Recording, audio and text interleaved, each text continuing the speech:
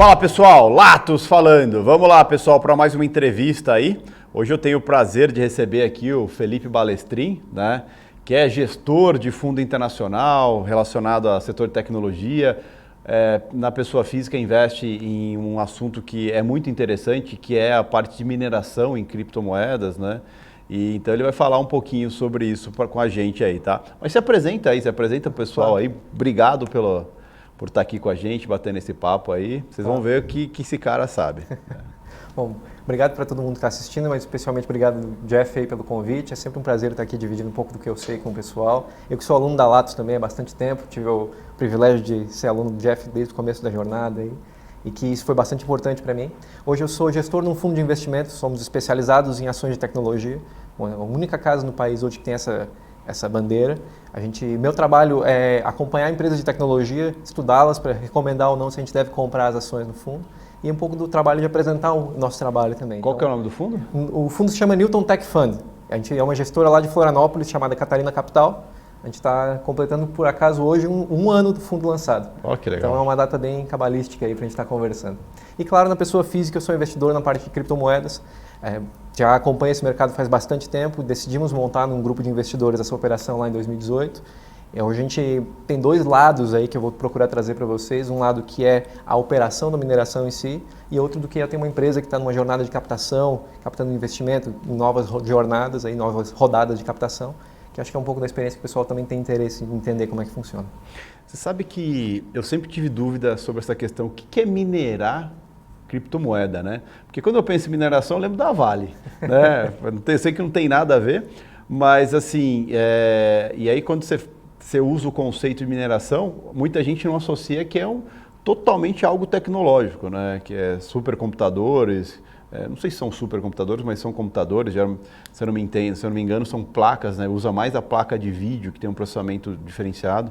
Queria que você falasse um pouquinho sobre isso, sobre inicialmente o que é a mineração, né? E para o pessoal entender, eu também quero entender, estou aqui como espectador e aprendiz.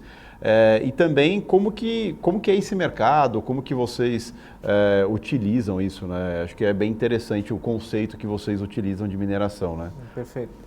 Bom, Jeff, acho que é importante eu começar com um disclaimer aí para o pessoal. Eu não sou um especialista em criptomoedas. Eu sou um profissional de mercado financeiro e minha visão é muito da tecnologia como investimento.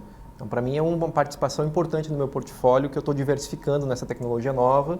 Separar um pouco o que é cripto. Cripto é muito mais um conceito, blockchain é uma tecnologia. Essas separações ajudam a gente a entender um pouquinho melhor. Mas, de novo, eu vou falar do ponto de vista do investidor. Certo. Então, por que para mim, na minha tese, faz sentido investir em mineração? Se a gente pensar claro, falar um pouco do que é a mineração. Começar então por essa base tecnológica.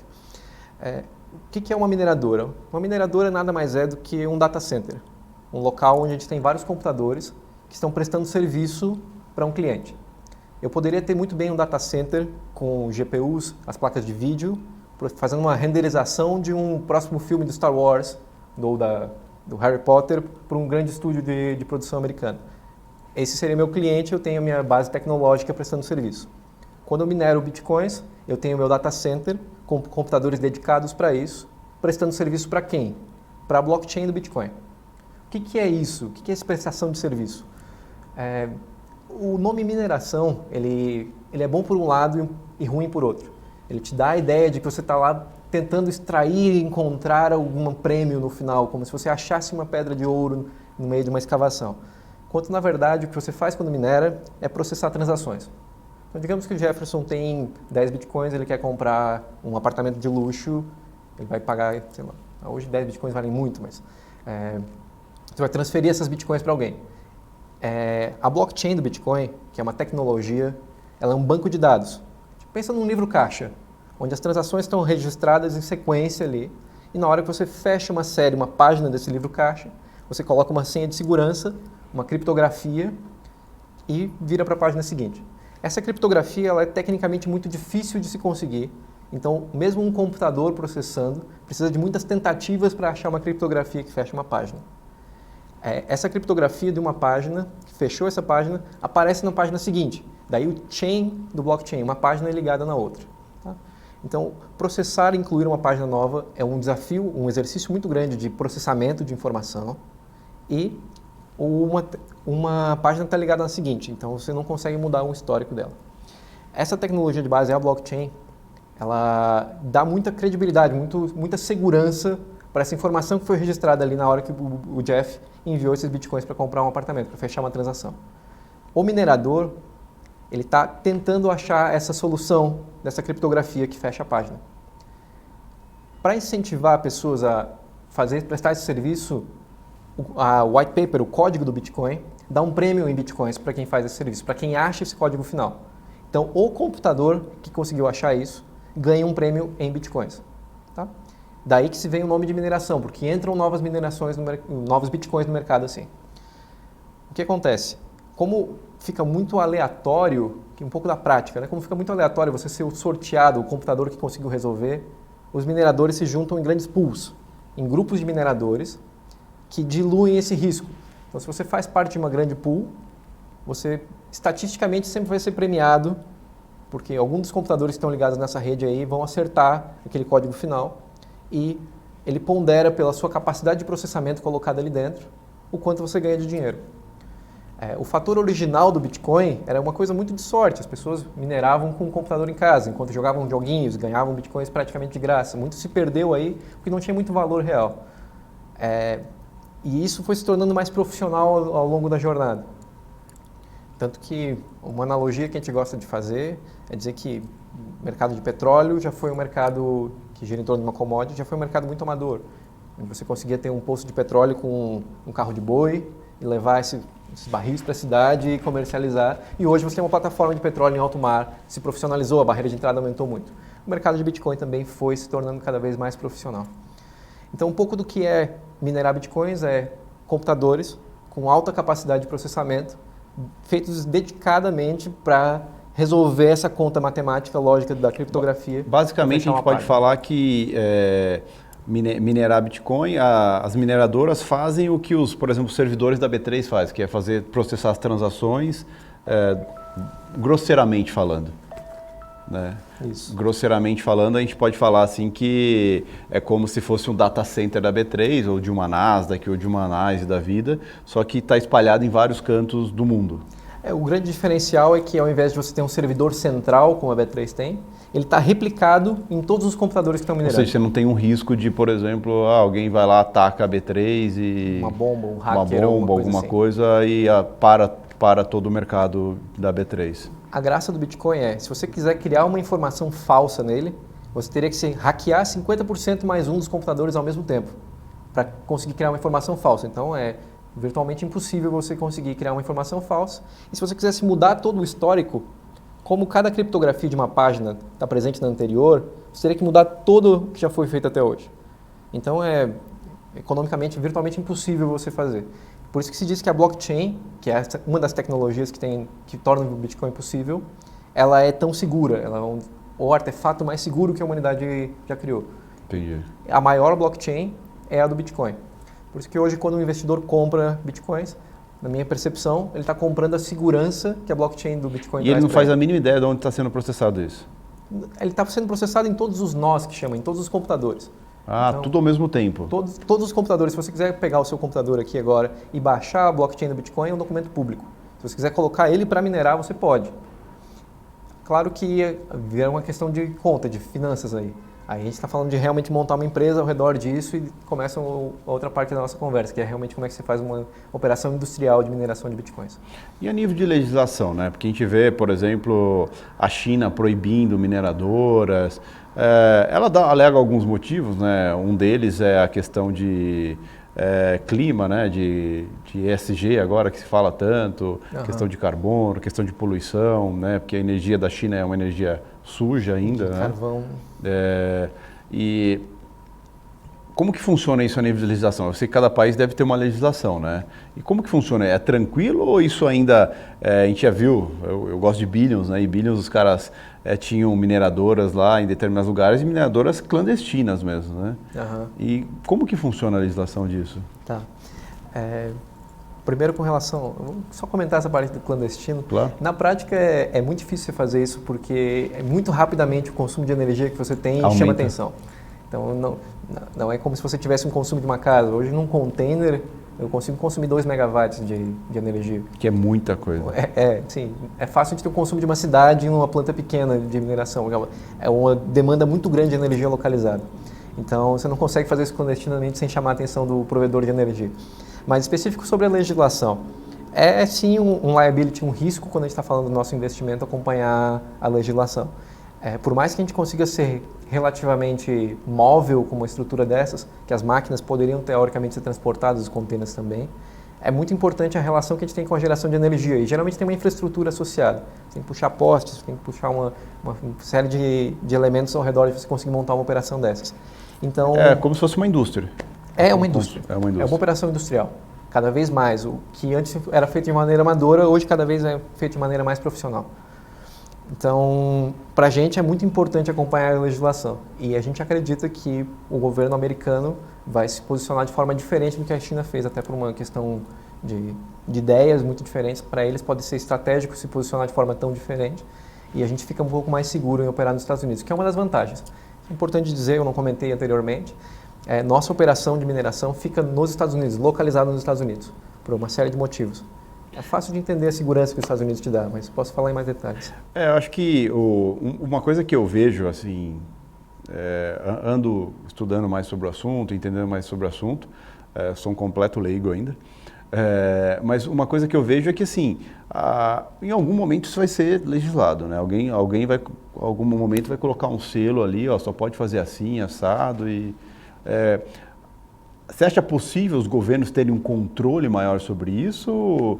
Porque o que acontece só para fazer uma base de comparação com o mercado financeiro normal, você tem tudo é centralizado num lugar e esse lugar é auditável, vamos dizer assim, né? E isso a gente não consegue ter com Bitcoin, com blockchain, essas coisas, pelo alto nível de segurança que ele tem, certo? E pelo fato de usar mineradoras para fazer as transações e tudo. E você acha que existe alguma possibilidade de, em algum momento, ter uma legislação que eles venham querer ter um controle sobre isso para poder fazer uma auditoria ou algo assim? Eu acredito que, por fora, já deve ter toda uma estrutura, né? Acho que as exchanges, né, que chama, que é quem processa, como se fosse uma corretora, eles têm o registro de todo esse processamento, de onde saiu, para onde foi, ou não é possível fazer isso? Legal o seu ponto, que junta algumas informações aí.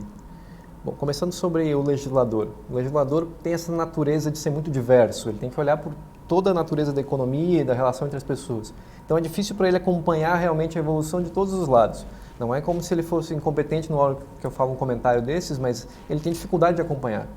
Um tempo atrás a gente passou por uma discussão legislativa, até para ilustrar essa discussão, que se falava em imposto sobre importação quando se comprava bitcoins. Porque na ideia do legislador naquele momento... Você está saindo de um país indo para outro, você está importando. Enquanto na verdade o Bitcoin ele não está num lugar indo para o outro. Ele está presente na blockchain que está em todos os computadores. Não tem fronteira, na verdade. Isso. Então ele está presente em todos os lugares que tem um computador minerando. Então você percebe que tem uma falta de compreensão do legislador de como a tecnologia é aplicada realmente. Claro que essa ideia não foi para frente, né, porque ela não tem fundamento. Mas ilustra como, na verdade, tem uma distância grande entre quem está aplicando a tecnologia e quem está legislando. No Brasil, a gente tem um perfil muito mais de restringir as coisas, enquanto nos Estados Unidos, geralmente, você permite e depois legisla sobre. É um dos motivos de a gente querer operar lá, porque é um pouco mais aberto. Quando você falou sobre a transparência do Bitcoin, isso é até uma informação que é interessante. A blockchain do Bitcoin é pública. A qualquer momento, qualquer pessoa pode pegar lá e pegar todo o histórico de transações. Saber todos os bitcoins que se moveram, conseguir mapear há quanto tempo tem bitcoins parados em carteiras, da onde vem a anonimidade. No momento que você tem uma carteira, que são uma das 3 tecnologias que permite Bitcoin, vou falar brevemente. Falei da blockchain, que é esse banco de dados descentralizados. Falei da criptografia, que está presente em cada página, ela é importante. A última delas são as carteiras. As carteiras são basicamente, pensa numa carteira pública como sendo o endereço da sua casa, da sua garagem, onde você recebe as coisas. Qualquer um pode mandar uma coisa para sua casa, um presente, um Bitcoin, se ela sabe sim essa carteira pública. A carteira privada é a chave que abre a porta. Ela é sua, privada, e com ela você consegue mandar dali para outros lugares. Então, essa tecnologia, quando você cria uma carteira pública e uma privada, elas são ligadas só uma à outra. Não existe você colocar o seu CPF, o seu RG, o seu endereço para criar uma carteira. E você pode criar quantas você quiser, a hora que você quiser. Daí que vem a anonimidade. Eu não preciso saber de quem é aquela carteira para enviar, eu não preciso me identificar para conseguir tirar o Bitcoin dali de dentro. Mas todas as transações são públicas. Então, se em algum momento você divulga que essa é a minha carteira, me mande dinheiro, é fácil você traçar uma relação entre o que o Jeff tem naquela carteira pessoalmente. Existem técnicas que você consegue mascarar um pouco dessa informação para a critério de tornar mais anônimo, mas a rigor, para a Receita, por exemplo, uma operação em blockchain seria o ideal para você saber a transação financeira que acontece. Então, essa ideia de que o Bitcoin é obscuro, na verdade, não é muito real com base na tecnologia. O blockchain é 100% público. Por último, você comentou sobre as exchanges, as corretoras, né? As corretoras, elas têm um papel que é até um pouco controverso, porque quando você pensa nas finanças descentralizadas, e a Bitcoin faz parte desse ecossistema de finanças descentralizadas, no momento que você tem uma corretora, que é um aglutinador dessa informação, você perde um pouco da experiência original criada se pensando no Bitcoin. Porque, primeiro, quando você tem uma conta numa corretora, você coloca seus dados lá, tem um KYC, né? Conheça seu cliente. Então você vai colocar o seu CPF, seus dados pessoais, e não está distante dessas corretoras estarem se comunicando com o fiscal e te tornando cada vez mais importante você fazer a sua declaração, que hoje, na verdade, por regulação, você já deveria fazer. Você consegue enquadrar sua movimentação em cripto dentro do seu imposto de renda e você deveria pagar ganho de capital quando você tem lucro com essas criptos. Existem uns trabalhos muito interessantes discutindo sobre como é que a legislação deveria atuar em cima de blockchain e em cima de cripto. Eu acompanhei por curiosidade, até tem alguns especialistas para recomendar em um momento futuro, a gente pode até trazer isso à tona. Não é a minha área de atuação, direito, mas é interessante a maneira que está se amadurecendo esse ponto. Até porque a própria realização de lucro ela é muito subjetiva quando você fala de cripto. Digamos que eu vendi as minhas bitcoins e comprei em Ethereum, que é uma outra moeda. Só faz a troca, né? Eu ganhei lucro ou não, porque minhas bitcoins valorizaram. Eu tenho que pagar imposto sobre quanto me valorizou minha bitcoin, mesmo tendo comprado Ethereum ao invés de ter comprado reais. Isso é uma discussão super válida. Eu considero o quanto o Ethereum variou nesse meio tempo ou não? Só por ter trocado de uma moeda para outra eu devo pagar o imposto? Então existe muito campo para se discutir e se construir ao redor disso. O legislador geralmente segue um pouco atrás do que é a inovação tecnológica, da experiência de uso, mas o papel da corretora, que faz esse intermédio, que facilita, eu digo, não é exclusivo. Você não necessariamente precisa passar por uma corretora para ter acesso a bitcoins, para ter custódia das suas bitcoins, para ter acesso a essa tecnologia, mas ela é uma maneira mais fácil hoje. E foi uma forma de democratizar, né? Qualquer um hoje em dia é rápido, você vai ali, abre uma conta numa exchange, né? Numa corretora de cripto e consegue transacionar muito mais facilmente. Eu pelo menos, não conheci o processo antes de ter uma exchange, então eu não sei se é mais complexo, mas o que eu entendo é que as exchanges facilitam esse processo, né? Ou não? Sim, a experiência do usuário fica um pouco mais fácil. Porque pensa o seguinte, sendo o ativo digital, a cripto, o seu dinheiro, você tem a oportunidade de ter a posse do seu próprio dinheiro, que é uma coisa que você não costuma ter no mercado financeiro tradicional. Seu dinheiro fica no banco, os ativos ficam... A posse desse ativo, o documento que diz que você é dono do seu apartamento, fica dentro de um cartório de imóveis. Então, você não tem exatamente a posse daquilo, você não tem autonomia para passar sem ter uma autorização deles lá, justificada com transação financeira. Então, ao passo que eles te dão segurança, te dão credibilidade, uma chancela, um carimbo ali, eles também te travam nessa transação. Sim. Quando você fala de negociar ativos digitais, Bitcoin, você tem muito mais liberdade, você pode ter a posse disso. Você poderia, por exemplo, ter todo o seu dinheiro em casa. Agora, isso é um problema de pendrive, num HD. Por exemplo, onde você guardaria a chave privada, né? Porque o pessoal pensa que o Bitcoin fica ali dentro, mas na verdade você tem a chave privada, a mesma coisa que a gente falou da tecnologia. Ter a posse disso é um problema. É um serviço você guardar isso para outras pessoas. É a mesma coisa do ouro. O ouro você tem a possibilidade de ter o ouro. Você pode ter os contratos de ouro, mas o ouro físico não ficar com você, mas você tem a possibilidade de ficar com o ouro também. Isso. Só que aí você assume um risco que... É um risco de custódia que a gente fala. Então, é um serviço você fazer a custódia para os outros. A origem dos bancos tem muita relação com isso, proteger de você ser roubado, te dar essa segurança. Então, as corretoras têm parte dessa função também. Elas têm essa custódia.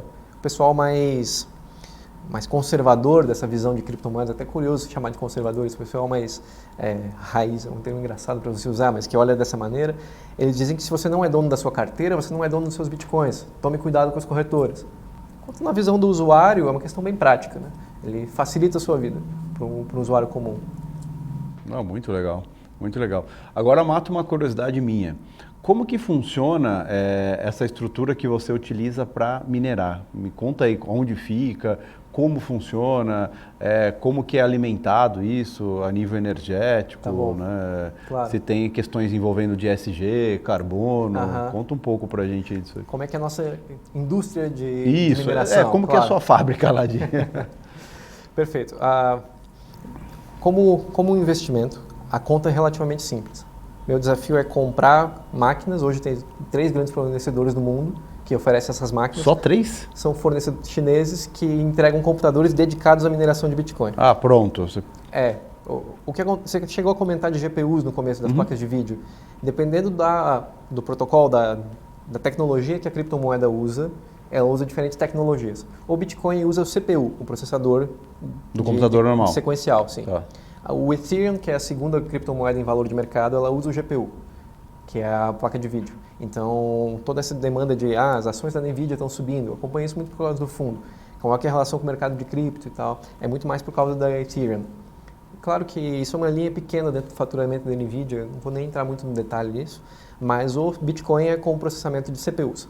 Então a gente tem as empresas que fazem computadores dedicados, a gente está falando de uns computadores que são umas caixas, que parecem um tijolão assim, com vários processadores dentro, que tem uma alta demanda de energia. Então vira um desafio você comprar esses computadores a um preço bom, colocar eles para operar no lugar, no seu sítio, refrigerar eles é um desafio, porque, bom, gera muito calor quando você está consumindo toda essa energia, e quanto mais barata a energia que você comprar para viabilizar essa operação, mais rentável é o seu negócio. Quando a gente começou essa operação lá em 2018, a gente olhou para o mercado de capitais, empresas de capital aberto e mineradoras, e a gente viu a operação deles. A gente falou, peraí, tem alguma coisa estranha aqui. Muitas das operadoras de capital aberto não têm operações tão eficientes quanto a gente consegue fazer mesmo numa escala menor. Então o que está acontecendo? Esses caras talvez não estejam tão preocupados em entregar valor para o acionista, já surfaram essa onda, e como o mercado em si é bastante rentável, bom, faz muito sentido manter uma operação não necessariamente tão otimizada e colher os frutos dela. Bom, por que a gente não passa de ter simplesmente a nossa operação pessoal aqui e monta realmente uma operação industrial de mineração de bitcoins? E a gente começou essa jornada de experimentar diferentes lugares para fazer. Chegou a passar pelo Paraguai, que é sempre uma dúvida muito comum, o pessoal me pergunta. Que o pessoal fala que a energia é muito barata lá, né? A energia é barata, mas o Paraguai tem esse problema de infraestrutura e de segurança jurídica, né? Então, na prática, é difícil você achar bons fornecedores para te entregar manutenção. A entrega da energia, às vezes, oscila muito. Então, o fornecedor de energia de lá, ele não te dá confiabilidade para você ter operação. E é difícil você montar uma tese que você consiga captar investimento sem ter esse tipo de solidez. Quando eu vou para os Estados Unidos, eu tenho infraestrutura, eu tenho segurança jurídica, eu tenho seguro, eu consigo segurar minha operação, inclusive com lucro cessante. Eventualmente, explode um transformador, o seguro cobre o transformador e o que eu deixei de minerar nesse período. A gente consegue tranquilamente entregar essa projeção. Então, isso dá muito mais solidez para o negócio, para a gente conseguir focar no nosso core business. Porque como profissional de investimentos, quando você avalia uma empresa, é isso que você quer entender, né? Minimizar os riscos externos para ter mais relação com a operação da empresa na hora que você está avaliando. Quão seguro eu estou para investir nisso, né? E isso. qual os riscos que eu tenho envolvido, tudo. Como parte do nosso trabalho não é simplesmente colher os frutos da mineração, mas sim captar investidores para essa tese, mostrar que a gente consegue minerar muito bem e dar solidez, isso é um fator que é muito importante para a gente. Mais até do que simplesmente otimizar alguma linha de custo ali dentro. Beleza, e o que a gente faz? A gente compra máquinas, a gente leva elas para os Estados Unidos, compra containers. Containers de caminhão, esses carregam esses transporte. Esses containers que você conhece é a maneira mais rápida e custo eficiente de a gente colocar ali dentro. Hoje a gente está com uma tecnologia nossa que está em desenvolvimento, não é exclusiva nossa, mas a gente está otimizando ela, que a gente refrigera essas máquinas dentro de óleo mineral. Como se fosse uma fritadeira do McDonald's cheia de computadorzinhos ali dentro. Ah, você pode colocar dentro os computadores? Isso, porque o óleo mineral ele não desgasta o equipamento e, ao contrário de um cooler que está jogando um ventinho ali, ou de uma refrigeração de ar, ele não vibra, não gera faísca. Como a gente eu vou comentar da parte de energia daqui a pouco, mas o importante no momento o desgaste das máquinas é muito menor. Então a gente está desenvolvendo, tem patentes a respeito disso, da maneira com que a gente faz, mas imagina realmente uma fritadeira, onde tem vários computadores. As máquinas estão lá e não tem nenhum risco energético de passar energia por esse... Não tem nenhum problema quanto a isso, não. Que interessante.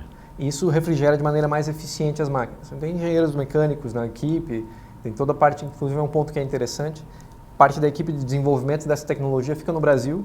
A gente tem um mínimo de pessoas nos Estados Unidos, então a remuneração em real a gente fica mais eficiente na operação, né, que pagar, ter essa vantagem cambial é um dos fatores que favorece a nossa empresa. Então, esse lado de refrigeração é um dos fortes nossos. O outro, que é o mais importante, é a maneira que a gente gera energia. Hoje a gente está trabalhando com extratores de petróleo nos Estados Unidos. Então, o pessoal que trabalha, você conhece muito bem de petróleo, até pode me apoiar nesses comentários, mas os Estados Unidos trabalha com aquelas pedras sedimentares, o xisto. Xisto. E dentro do xisto você extrai petróleo e forma bolsas de gás, o gás natural. Quem extrai petróleo tem um problema com essas bolsas, porque primeiro fica perigoso, pode acontecer um risco de explosão ou você fica com um dano ambiental. Se você extrai ele não é um volume suficiente que justifica um gasoduto, ao passo que também é muito caro você liquidificar ele, transportar por caminhão. Tem estudos antigos avaliando isso que diziam que, poxa, seria muito bom se a gente tivesse uma forma de consumir essa energia local, que otimizasse, mas hoje na tecnologia, são dados antigos, né, 2015, hoje a gente não tem como consumir essa energia, então fica uma oportunidade para o futuro.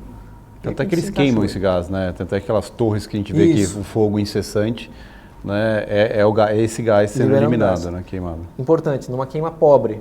Eu sou engenheiro, falo nesses termos, mas você não otimiza isso, então você causa muito dano ambiental, gera muitos gases nocivos para o meio ambiente, essa queima. O que nós fazemos? Nós compramos esse gás a um preço irrisório, porque na verdade a gente está resolvendo um problema para esse extrator de petróleo. A operação dele é muito rentável como extrator de petróleo, obviamente, então ele não está muito preocupado em ganhar um lucro em cima desse gás.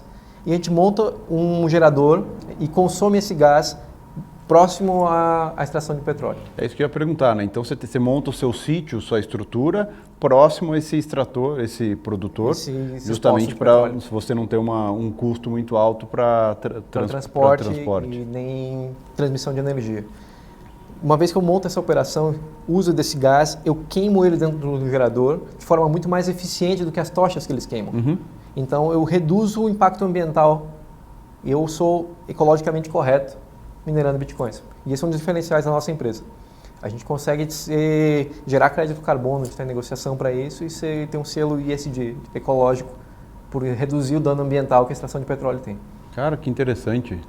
Então você tem um gerador que é alimentado via gás natural, vamos dizer assim. Uhum. Que é esse gás que é a sobra dos bolsões ali da extração de xisto. Isso.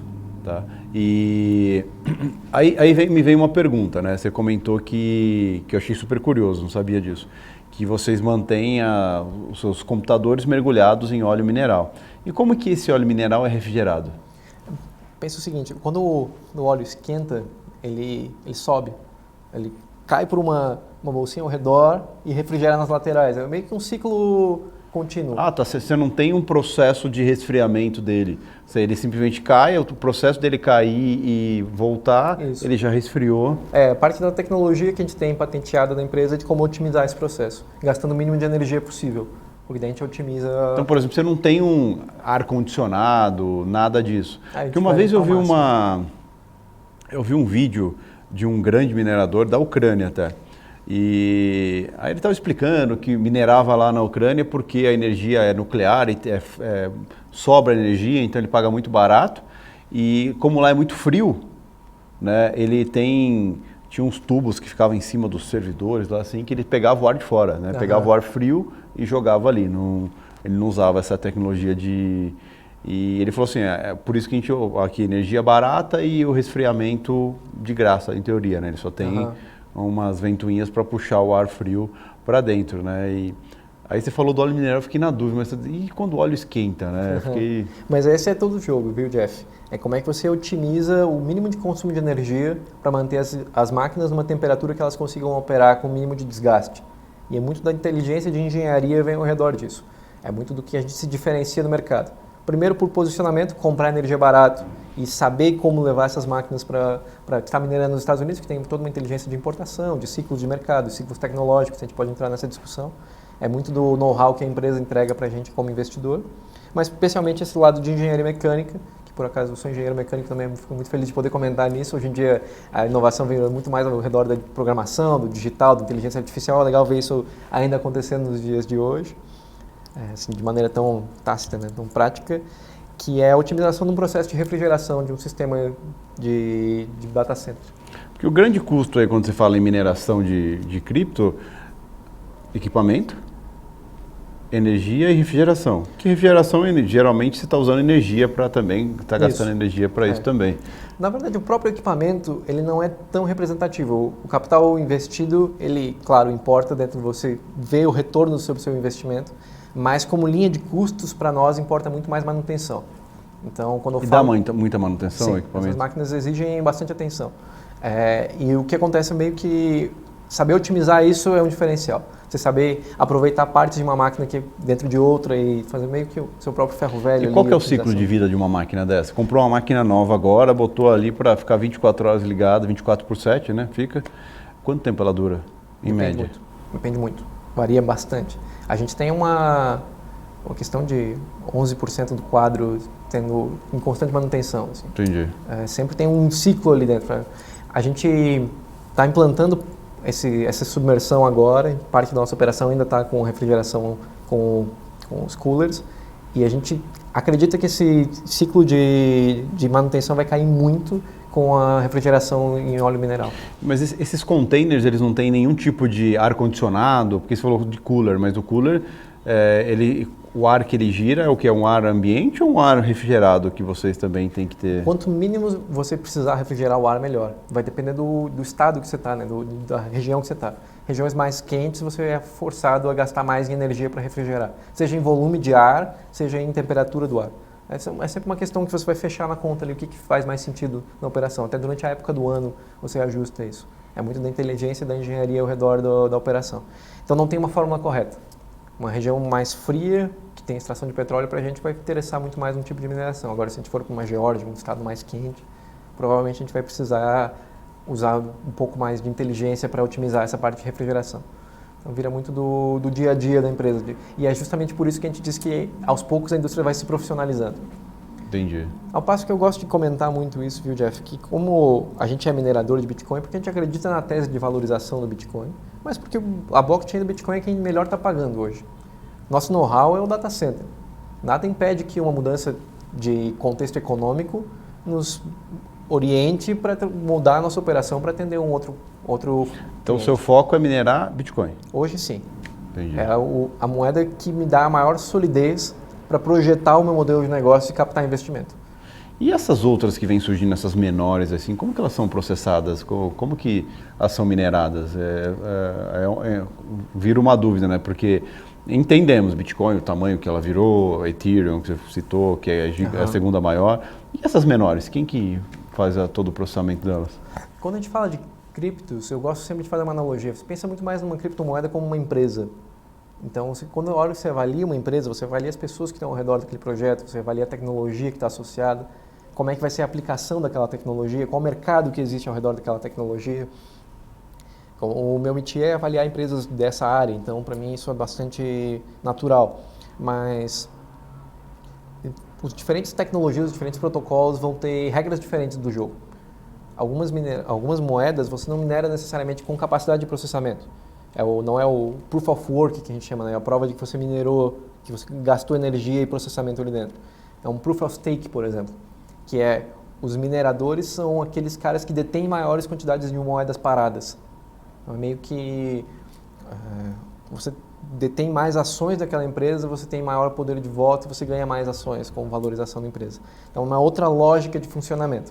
Aí a gente vai entrar numa outra discussão bastante extensa sobre quais os diferentes protocolos de tecnologia, até foge um pouco da minha área, eu me especializei mais em Bitcoin porque é a nossa operação, mas basicamente, antes de você investir em uma criptomoeda, busque entender qual é a tecnologia, qual é o problema que ela tenta resolver e quem são as pessoas envolvidas. Então, muito cuidado se alguém tentar te convencer a comprar uma criptomoeda para revender para alguém depois mais caro, sem entender muito o que está acontecendo. Porque até faço essa brincadeira, né? Se você acha que vai vender para um idiota depois, é porque você é o idiota de alguém agora. Então, faz sentido. Então, tome muito cuidado. Veja tecnologias, tem tecnologias boas que realmente estão afetando o nosso dia a dia, que têm a propensão de trazer essa transformação das finanças descentralizadas para o mercado, mas tem muita coisa aí que é especulação pura, que a gente vê nessas meme coins ou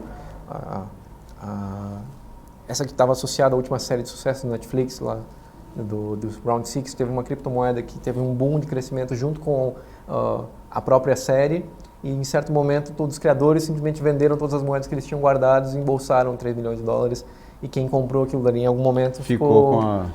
Mas o que ele estava comprando realmente? Ele estava comprando uma expectativa, que nem a criptomoeda Omicron, que supervalorizou. Eu não conheço a tecnologia por trás, talvez tenha um projeto real, mas teve uma supervalorização por conta de uma questão de marketing não fundamentada em tecnologia. E o criador vai lá, vende tudo e o restante que se vire com como que vai... Algumas têm barreiras para isso, algumas estão mais suscetíveis a esse tipo de volatilidade. O mercado de cripto ele é muito diverso. É como você falar, Felipe, existe uma bolha em tecnologia. Não, peraí.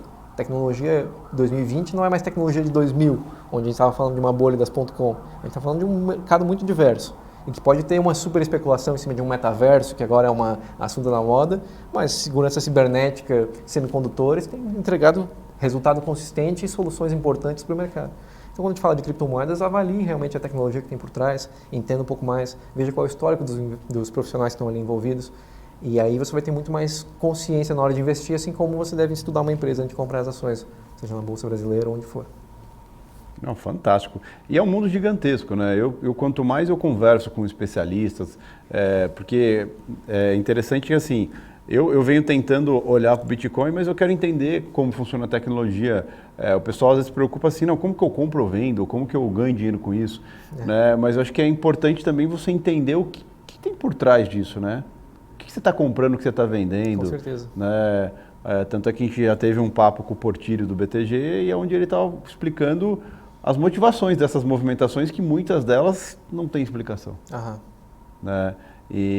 Mas você entender a tecnologia por trás, entender como é feito esses processamentos, acho que vai te deixando mais confortável para saber se o seu perfil é compatível para você, às vezes, atuar e investir num tipo de... nessas criptos, né? E qual é, né? Porque todo dia nasce uma nova, né? Uma não, né? Deve nascer várias, mas... então o grupo é tão grande que acho que quem está de fora olha e fala, mas e aí, cara? E aí todo dia, agora você vê muita gente falando, não, que a criptomoeda que vai te deixar milionário, isso, aquilo, né? E você sabe que me preocupa um pouco quando você começa a ver que estão... de certa forma, não sei se é a palavra, se eu posso usar essa palavra, mas de certa forma prostituindo um mercado, né, onde se aproveitam de um cenário, de como que está, né, e acabam iludindo algumas pessoas sobre o assunto, né. Por isso que eu sempre, não importa, qualquer coisa que eu venha querer colocar minha mão, meu dinheiro, se eu não entender, eu não faço. Né? Então, por isso que às vezes eu sempre falo que às vezes eu demoro muito para investir em alguma coisa, mas é justamente porque eu preciso entender o porquê. Se eu não entendo o porquê, como que eu vou colocar dinheiro naquilo? Se der alguma cagada, eu não sei porque está dando certo. Se está dando certo, eu não sei porque está dando certo. Se está dando errado, eu não sei porque está dando errado. Então, acho que essa busca por esse conhecimento, esse entendimento sobre isso é importante para todo mundo, né? A mesma coisa você. Acho que até você começar a investir em mineradora, você foi atrás para entender toda a tecnologia, os prós e contras disso, né? Então, acho que é super importante. Por isso que eu fico muito curioso, assim, e quando eu tive a oportunidade de falar com você sobre esse assunto, eu falei, puta, cara, precisa conversar e entender melhor. Isso aí, é um mundo gigantesco, mas aos pouquinhos a gente vai montando o quebra-cabeça e entendendo como tudo isso funciona. Quando a gente fala de investimento nessa área, assim como profissional de investimentos, né? Uma das coisas que eu lembro que você sempre comentava nas aulas é a importância da paciência e do conhecimento. Investir primeiro nisso, no conhecimento. E viver o processo desse conhecimento, né? Isso realmente fundamenta muito mais as suas teses. Porque risco não é problema, volatilidade não é problema, liquidez não necessariamente é um problema depois que você tem um certo volume financeiro. Você não saber lidar com tudo isso é um problema. Exatamente. Então, balancear o seu portfólio acho que é a principal lição. E é basicamente o fundamento do conhecimento. Pode vir de onde você vier. Pode ser que você comece como um operador de mercado, um trader. Pode ser que você venha de uma fundação mais básica, menos alavancada, como um investidor de renda fixa ou de fundos imobiliários. E daí comece a fundamentar o seu conhecimento e passe para outros ativos. Mas entender essas diferentes opções como ferramentas, como um profissional de investimentos, vai te deixar mais preparado. E olhar o mundo de mercado, deixar de olhar o mercado de criptomoedas, seria deixar de fora toda uma gama de possibilidades que você tem. Que quanto mais você está preparado e mais diverso é o seu espectro de olhar, mais calma você consegue olhar para o mercado. mais tranquilo, você consegue trabalhar suas posições, melhor você consegue dimensionar o quanto do seu bolso você vai colocar em cada caixinha ali. Isso que é o grande segredo. Eu posso fazer um último comentário? Claro. O porquê que eu escolhi mineração.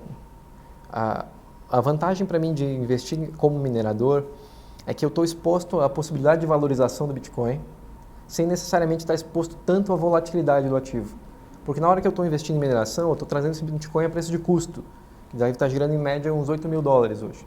Então, se o Bitcoin está em 40 ou em 60, não corre o risco de comprometer a minha operação. Entendi. Então, e claro, parte da inteligência, assim como você comentou na Vale logo no começo da nossa conversa, a Vale tem duas operações. Uma é extrair o minério de ferro e outra é operar no mercado de minério de ferro. São duas inteligências, duas operações. Nós temos duas também. Uma delas é extrair o Bitcoin e otimizar no máximo isso. Hoje a gente gira com uma margem EBITDA de 65%. É uma operação super eficiente. Super eficiente. Ao passo que, além disso, a gente negocia esse ativo, o Bitcoin, dentro do mercado. A gente, cobrindo nossos custos de energia, que são relativamente baixos, por isso os $8 mil, a gente consegue especular dentro do mercado, aproveitar os melhores momentos. E entra toda uma inteligência de quant do nosso negócio, que é o outro lado da Arthur, que é nosso minerador, que é operar dentro do mercado de bitcoins. O momento que vocês decidem se desfazer desses bitcoins Isso, para materializar, para pagar a operação. Isso, e realizar os lucros também. Então hoje eu tenho a vantagem de estar exposto à possibilidade de valorização do Bitcoin, dentro de um espectro que me deixa mais seguro, que é trazendo ele a preço de custo, e numa empresa que está regulada nos Estados Unidos, fatura em dólar e paga em dólares os dividendos, por exemplo. Então me gera renda em dólar, exposto ao mercado de Bitcoin. Por isso que eu entendi como sendo a melhor maneira de eu estar exposto ao mercado de cripto. Mas nada impede que você tenha um portfólio mais variado, que você tenha uma cesta de moedas, que você especule lançamentos de novas moedas. Tem várias estratégias de investimento. Só toma cuidado quando você simplesmente comprar uma coisa por especular, porque, bom, e no cassino você pode ganhar dinheiro, mas não quer dizer que é uma estratégia de investimentos. Perfeito, perfeito. Felipe, queria te agradecer muito pelo papo, sensacional, sensacional. Até assim, confesso que matou várias curiosidades que eu tinha sobre essa questão de mineração, tudo. Acho que, e espero que o pessoal de casa tenha curtido também. E te agradeço mesmo pelo papo e vamos pegar outro momento para você vir falar um pouco do fundo e como que vocês olham para o setor de tecnologia nos Estados Unidos, né? Que é um puta setor interessantíssimo também. Eu invisto bastante lá e gosto demais. Então, Perfeito. Te agradeço muito aí pelo ter aceito o convite aí. Obrigado para todo mundo que está assistindo, obrigado, Jeff, pelo convite. É sempre um prazer poder compartilhar um pouco do que a gente aprende, não só na experiência profissional, mas que eu aprendi também contigo aqui. É sempre um privilégio. E fica um convite para quem quiser conhecer a Catarina Capital, o Newton Tech Fund, que é o nosso fundo de investimento em ações de tecnologia, e um pouco da Arthur, que é a nossa mineradora. Muito legal. E pessoal, vou deixar as suas redes sociais Com aqui certeza, na descrição claro. do vídeo, tudo. Quem quiser falar com o Balestrini, procura ele nas mídias sociais dele. Né? Perfeito, com certeza. Vai ser sempre um prazer. Parte do nosso trabalho como profissional de investimentos é distribuir o conhecimento. Acho que quanto mais mercado financeiro tiver, melhor. Então é sempre um prazer tirar as dúvidas do pessoal. Beleza, obrigado pessoal. E não deixa aí, pessoal, de deixar seu like, deixar seu comentário aí, tá? Que a gente vai tentando responder e ajudar aí, tá bom? Obrigado. Abraço a todos.